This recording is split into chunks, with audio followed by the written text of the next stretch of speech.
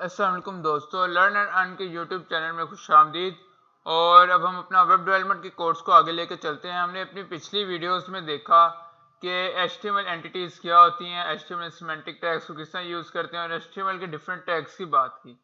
तो अब हमारा HTML का पार्ट ख़त्म होता है और हम CSS को देखते हैं और एक अपनी वेब डेवलपमेंट के अगले लेवल की तरफ चलते हैं। तो बेसिकली सीएसएस का आज की इस वीडियो में हम सीएसएस के इंट्रोडक्शन को देखेंगे। तो सीएसएस क्या होती है? CSS stand for cascading style sheets. CSS जो होती है ये आपके रॉ एचटीएमएल को ये आपके रॉ एचटीएमएल जो होता है उसको ये स्टाइल देती है। पर आपके रॉ एचटीएमएल में आ जाते हैं जैसे एच टैग आ गया, आपका पी टैग आ गया, आपकी डिव आ गए।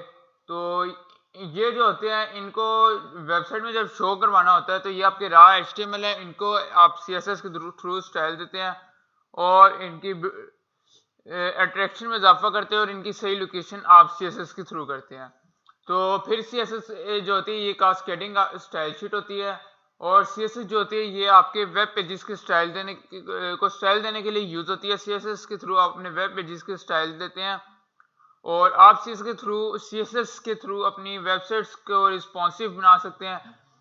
फॉर एग्जांपल अगर आप सीएसएस आप अपने एक लैपटॉप पे सीएसएस को अपनी वेबसाइट को यूज कर रहे हैं तो उसके लिए आपका जो सीएसएस जो आपकी वेबसाइट होगी वो डिफरेंट अंदाज में शो होगी और अगर आप उसी वेबसाइट को अपने फ़ोन में ओपन करते हैं तो वो डिफरेंट तरीके से शो होगी आपकी। तो जो सीएसएस होती है ये आपकी वेबसाइट को रिस्पॉन्सिव बनाते हैं। आप उसको आईपैड में यूज़ करें, अपने टैब्स में यूज़ करें, फ़ोन में यूज़ करें या लैपटॉप या बड़ी स्क्रीन में यूज़ करें। तो आपकी वेबसाइट आपकी स्क्रीन के लिहाज से बेशक वो फ़ोन हो, टैब हो या लैपटॉप हो अपने आप को एडजस्ट कर लेती है। उसके स्क्रीन के मुताबिक अपने आप को ढाल लेगी ताकि आपको पढ़ने में वेबसाइट सही तरह समझ आए। और इसके अलावा जो आपकी सीएसएस होती है ये आपकी वेबसाइट की डिज़ाइन में की रिस्पॉन्सिबिलिटी लेती है। तो अब हम आगे चलते हैं अपने सीएसएस को देखते हैं कि सीएसएस का रोल क्या होता है। तो जो सीएसएस है ये आपकी स्टाइल शीट लैंग्वेज होती है जो कि आपके वेब पेज की प्रेजेंटेशन को हैंडल करती है। जो एचटीएमएल जो आपकी वेबसाइट में होता है उसको हैंडल करने के लिए इसको यूज़ किया जाता है। जैसे कि आपने अगर अपने HTML में किसी जगह पे एक बटन बनाया है, एक डिव क्रिएट किया तो उस डिव को किस जगह आना चाहिए। अगर आपका नेविगेशन बार को HTML में आपने बनाया है तो जो आपका नेविगेशन बार है वो किस जगह पे शो होगा ये CSS के थ्रू हम डिफाइन करेंगे। जैसे कि हमने देखा था HTML जो कि हमारी मार्कअप लैंग्वेज होती है उसको हम स्ट्रक्चर क्रिएट करते हैं अपनी CSS का। तो अब वो जो स्ट्रक्चर हमने क्रिएट किया वो स्ट्रक्चर किस जगह जाएगा, हमारी वेबसाइट में किस जगह पे वो लोकेट करेगा, किस जगह पे मौजूद होगा। तो ये काम हमारे CSS का होता है और ये हमारी वेबसाइट्स को ब्यूटीफुल बनाती है और इसको मॉडर्न लुकिंग देती है।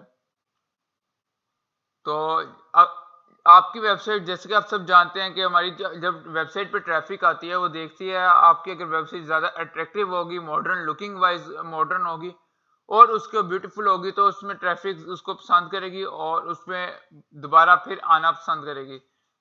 अगर आपकी वेबसाइट ब्यूटीफुल मॉडर्न लुकिंग नहीं होगी तो जो आपका ट्रैफिक एक दफ़ा आएगी वो दोबारा आपका जो ट्रैफिक आ रही है वो दोबारा आना पसंद नहीं करेगा। तो इसके अलावा हम CSS के रोल को हमने देख लिया। तो अब हम CSS के रोल को देखने के बाद हम देखेंगे CSS का सिंटैक्स क्या होता है। तो हमारे सामने CSS का सिंटैक्स जो हो रहा है, जो CSS के सिंटैक्स में जो हम दो कर्ली ब्रैकेट्स आपको होंगी और उन दो कर्ली ब्रैकेट्स के बाहर आपने सिलेक्टर लगाना है। सिलेक्टर का मतलब ये होता है कि अगर आप चाहते हैं कि CSS जो है ये आपके एक पैराग्राफ पे लगे तो सिलेक्टर की जगह पे आप पैराग्राफ रखेंगे। अगर आप चाहते हैं कि आप अपने फॉर एग्जांपल आप चाहते हैं कि आपका जो हेडिंग है उसका कलर ब्लू हो जाए तो आप जो सिलेक्टर की जगह पे H टैग को रखेंगे। अब आप चाहते हैं हेडिंग 1 हो, हेडिंग 2 हो या जो भी आपका सिलेक्टर लगाना चाहते हैं, आप डिव को चाहते हैं या किसी क्लास को चाहते हैं कि उस पर आप CSS करना चाह रहे हैं, उस पर स्टाइल लगाना चाह रहे हैं तो आप उसको सिलेक्टर्स की जगह पे रखेंगे। तो सिलेक्टर्स के साथ फिर आप सिलेक्टर्स के बाद जो चीज़ देखी जाती है वो आपकी प्रॉपर्टी क्या है कि आप का जो सिलेक्टर है ये आपको बताएगा कि आपने वेयर कि आप किस कहाँ CSS लगाना चाह रहे हैं। जो आपकी प्रॉपर्टी है ये बताएगा कौन सी प्रॉपर्टी आप लगाना चाह रहे हैं कि आप अपने सिलेक्टर पे अगर लगाना चाह रहे हैं तो आप अपने सिलेक्टर में बताएंगे कि आप इस जगह पे लगाना चाह रहे हैं, लेकिन अब जो आपकी प्रॉपर्टी होगी वो बताएगी कि जो आपने सिलेक्टर पे लगाना चाह रहे हैं उस सिलेक्टर पे आप कौन सी प्रॉपर्टी लगाना चाह रहे हैं। आप उस पर कलर लगाना चाह रहे हैं, उसका बैकग्राउंड कलर चेंज करना चाह रहे हैं, आप मार्जिन देना चाह रहे हैं, पैडिंग देना चाह रहे हैं, तो ये सारा कुछ हम देखेंगे प्रॉपर्टीज में। तो फिर उसके बाद आता है कि आप प्रॉपर्टी में क्या देना चाह रहे हैं, कि आपने सिलेक्ट कर लिया कि जो आपका सिलेक्टर होगा वो पैराग्राफ है और उस पर आप कलर देना चाह रहे हैं। तो अब आपने उसके जो सेमीकोलंस लगाने के बाद कोलंस लगाने के बाद आपने बताना है कि आप उसकी कौन सी प्रॉपर्टी देना चाह रहे हैं। आपने उसको कलर रेड करना चाह रहे हैं, ब्लू करना चाह रहे हैं, येलो करना चाह रहे हैं, या अगर आप बैकग्राउंड कलर की बात कर रहे हैं, आप बॉर्डर का रेडियस देना चाह रहे हैं उस सिलेक्टर को, तो वो कौन सा देना चाह रहे हैं। तो इसमें आपने ध्यान रखना है सेमीकोलंस का, कोलंस का और ब्रैकेट्स का। तो आप इसमें और भी एक ही जो आपका सिलेक्टर है उस पर एक साथ डिफरेंट प्रॉपर्टीज लगा सकते हैं। आप डिफरेंट सिलेक्टर्स को एक प्रॉपर्टी लगा सकते हैं या डिफरेंट सिलेक्टर्स को मल्टीपल प्रॉपर्टीज लगा सकते हैं। तो अब हम अपने CSS के सिंटैक्स को थोड़ा आगे लेके चलते हैं और इस पर थोड़ा सा देखते हैं इसको कि आप अपने CSS के सिंटैक्स में लाजमी नहीं है कि आप एक टाइम पे एक ही सिलेक्टर पे प्रॉपर्टी लगाएं। आप डिफरेंट मल्टीपल सिलेक्टर्स पे प्रॉपर्टी लगा सकते हैं। फॉर एग्जांपल आप इस सिंटैक्स में अगर हम देखें तो हम एक साथ डिफ में भी प्रॉपर्टी लगा रहे हैं और P की क्लास इंट्रो में भी हम प्रॉपर्टी लगा रहे हैं। P.intro स्टैंड फॉर के आपके एक पैराग्राफ है जिसको आपने इंट्रो की क्लास दी हुई है। तो जो आपको एक बात बताते चलूं, जो आपका डॉट होता है वो आपकी क्लास को शो करता है और जो आपका हैश का निशान होता है ये आपकी आईडी को शो करता है। तो इसको हम आगे जब CSS आगे जब करने लगेंगे, हम डिफरेंट क्लासेस और आईडीज को देंगे तो हम तब आपको इन डेप्थ बताऊंगा कि आप किस तरह देते हैं। तो फिलहाल अभी के लिए आप ये ध्यान रखें कि आप अपने सिंटैक्स में जो होता है कि आप डिफरेंट मल्टीपल सिलेक्टर्स को भी सिलेक्ट कर सकते हैं और आप किसी सिलेक्टर की क्लास को रेफरेंस देते हुए भी आप उसको टारगेट कर सकते हैं। तो आपने सबसे पहले देखना है सिंटैक्स में आपने सिलेक्टर्स का नाम लिखने हैं, आप उनको कॉमा से अलग कर सकते हैं और उसके बाद आपने ब्रैकेट लगा के अंदर उसकी प्रॉपर्टी और वैल्यू डालनी है, कर्ली ब्रैकेट्स लगा के। तो हमने सिलेक्टर्स लिखे और उसके बाद हमने मल्टीपल सिलेक्टर को पकड़ा और उसमें मल्टीपल प्रॉपर्टीज हमने लगा दी। फॉर एग्जांपल हमने एक सिलेक्टर हमने डिव को भी पकड़ा और पैराग्राफ जिसकी क्लास इंट्रो होगी उसको पकड़ा और उनका बैकग्राउंड कलर ब्लू कर दिया और इसी तरह हमने उसके बॉर्डर को रेडियस 1 पिक्सल दे दिया। तो ये जो आपका पहला हिस्सा होता है ये सिलेक्टर्स का होता है और जो बाद में आपका ये वाला बॉक्स है ये डिक्लेरेशन बॉक्स है। आप इसमें डिक्लेयर कर सकते हो कि आप अपने सिलेक्टर पे कौन कौन सी प्रॉपर्टीज लगाना चाह रहे हो। उसके बाद आपके जो सिलेक्टर्स पे प्रॉपर्टीज लगाने के 3 तरीके होते हैं कि आप 3 तरीकों से अपने मार्कअप लैंग्वेज को CSS दे सकते हो। अब मार्कअप लैंग्वेज जो है ये बेसिकली आपकी जो है ये HTML का ज़रा फैंसी किस्म का नाम है। तो जब भी मैं मार्कअप कहूँ या HTML कहूँ तो ये सेम चीज़ है, HTML को ही मार्कअप कहते हैं। तो अब हम अपने मार्कअप को किन तरीकों से CSS लगा सकते हैं, उसका तरीका है कि आपके पास 3 वेज हैं आप CSS ऐड करने के। पहला मेथड है इनलाइन CSS का, दूसरा आपका इंटरनल CSS है और तीसरा एक्सटर्नल CSS है। तो जो आपका इनलाइन CSS होता है ये होता है कि आप अपने एलिमेंट में डायरेक्ट स्टाइल एट्रीब्यूट को यूज करते हुए आप CSS दे सकते हैं। फॉर एग्जांपल कि हमने पिछले सिंटैक्स को अगर हम लेके चलते हैं, अगर हम ये देख लें ये हमारा एक सिलेक्टर है और हम इस पे प्रॉपर्टी कौन सी दे रहे हैं और वैल्यू कौन सी दे रहे हैं। तो जो हमारा इनलाइन CSS होगा उसमें हम इस तरह नहीं, हम डायरेक्ट अपने जहाँ पे मार्कअप लैंग्वेज लिख रहे होंगे, फॉर एग्जांपल आप मार्कअप लैंग्वेज में P का टैग इस तरह और फिर जो आप टैग लिखेंगे, टैग को क्लोज करने से पहले आप इसमें स्टाइल का एट्रीब्यूट यूज करेंगे। स्टाइल का एट्रीब्यूट यूज करते हुए आप उसमें उसके कलर को ब्लू कर सकते हैं।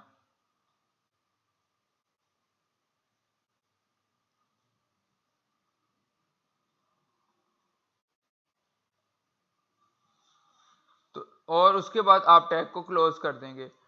तो बेसिकली जो इनलाइन सीएसएस होती है उसमें आप डायरेक्ट अपने टैग को जो यहाँ डिव हो जाए पी की पैराग्राफ की जगह आप डिव को भी पकड़ सकते हैं। आप उसी मार्कअप लैंग्वेज लिखते हुए उसी लाइन में आप अपने टैग के बीच में उसको स्टाइल का एट्रीब्यूट यूज करते हुए आप उसको सीएसएस लगा सकते हैं। आप उसका कलर चेंज कर सकते हैं, उसको रेडियस जो भी आप देना चाहते हैं वो स्टाइल का एट्रीब्यूट लगा के आप टैग में यूज कर सकते हैं। तो ये जो होती है ये आपको बिल्कुल भी रिकमेंडेड नहीं की जाती कि आप अपने इनलाइन सीएसएस को यूज करें, क्योंकि जो इनलाइन सीएसएस है ये आपके कोड को बड़ा मेसी बना देता है। इससे ऐसे जैसा मेस होता है कि अगर आप मौके पे आप क्रिएट कर रहे हैं, प्रोग्राम कर रहे हैं तो आपको तो समझ आ जाएगा, लेकिन कल को आप 1000-2000 लाइंस का अगर आप कोड लिखते हैं, वेब डेवलपमेंट का प्रोग्राम लिखते हैं और आप उसको महीने 2 महीने बाद देखेंगे तो वो आपको समझना थोड़ा मुश्किल हो जाएगा। और ये आपका ऑन द पॉइंट जब आप कोड लिख रहे होगे तभी ये काफ़ी मैस क्रिएट कर देगा। ये काफ़ी ज़्यादा ऐसे जैसे आपने गंद मारा होता है उससे आपको शो होगा कि ये बिल्कुल भी रिकमेंडेड नहीं होता कि आप इनलाइन सीएसएस को यूज़ करें। उसके बाद आ जाते हैं इंटरनल सीएसएस। इंटरनल सीएसएस जो होता है ये आपके हेड टैग्स के बीच में यूज़ किया जाता है स्टाइल के टैग में। तो ये बेसिकली क्या होता है, ये होता है कि आपने जब इंटरनल सीएसएस होता है इसमें आपका जो मार्कअप लैंग्वेज होगी वो आप बॉडी में लिख रहे होगे और जो आपके सीएसएस होगी उसको आप हेड टैग के बीच में यूज़ करेंगे। इसमें हम एक ही पेज में हम सीएसएस और मार्कअप को यूज़ कर सकते हैं, पर दोनों को अलग-अलग रखेंगे कि हम ऊपर हेड टैग के बीच में सीएसएस यूज़ कर रहे होंगे, जो भी हम सीएसएस देंगे अपने मार्कअप को, और उसके बाद हम अपनी बॉडी टैग में उसको यूज़ कर रहे होंगे, अपने HTML को लिख रहे होंगे। तो उस ये भी आप लिख सकते हैं इससे भी, लेकिन जब भी आपको क्या लेते हैं आप 1000-2000 लाइंस का थाउजेंड्स ऑफ लाइंस में आप जाके जब वेबसाइट बनाएंगे, प्रोफेशनल वेबसाइट्स बनाएंगे, तो उसमें थाउजेंड्स ऑफ लाइंस का आपको कोड लिखना पड़ेगा। जब आप thousands of lines of code लिखेंगे तो उसमें ये आपको बहुत सही नहीं लगता, काफ़ी मेसी होता है। कि फॉर एग्जांपल अगर आपका HTML कोड तो छोटा हो जाता है और CSS कि आपका एक छोटे पार्ट में आपने मार्कअप लिखा हुआ है और बॉडी में आपने हेड में आप CSS लिख रहे हैं, तो ये भी रिकमेंडेड नहीं होता। और फिर आ जाते हैं एक्सटर्नल CSS, जो कि रिकमेंड किया जाता है जब जितने मर्जी लाइंस का आप कोड लिख रहे हैं, रिकमेंडेड होता है कि आप एक्सटर्नल CSS को यूज़ करें। एक्सटर्नल CSS होता है कि हम एक डिफरेंट पेज खोलते हैं, एक डिफरेंट पेज में हम CSS लिखते हैं और उसको हम एक लिंक के थ्रू हम अपने HTML टैग पेज में उसको लिंक के थ्रू उसे ओपन करते हैं। क्या हम अपने जो मार्कअप पेज होता है, HTML का पेज होता है, उसमें हम CSS पेज का लिंक रख देते हैं उसके बॉडी हेड के अंदर, और उसको फिर हम एक्सेस करते हैं। उस लिंक के थ्रू हम CSS डिफरेंट पेज में हमने CSS लिखी हुई है और हम उसको उस लिंक के थ्रू एक्सेस करते हैं। तो इसका एक बेनिफिट ये भी होता है हमारे एक्सटर्नल CSS का कि फॉर एग्जांपल आपने 3 पेज अपने लिखे हैं CSS के, आपने मार्कअप के 3 पेज क्रिएट किए हैं और आप चाहते हैं कि इन तीनों पेज पे एक ही CSS आप लगाना चाहते हैं, तो आप एक एक्सटर्नल CSS आपने रखी होगी, उसको आप सिर्फ हर पेज में उस एक्सटर्नल CSS का लिंक ऐड कर देंगे।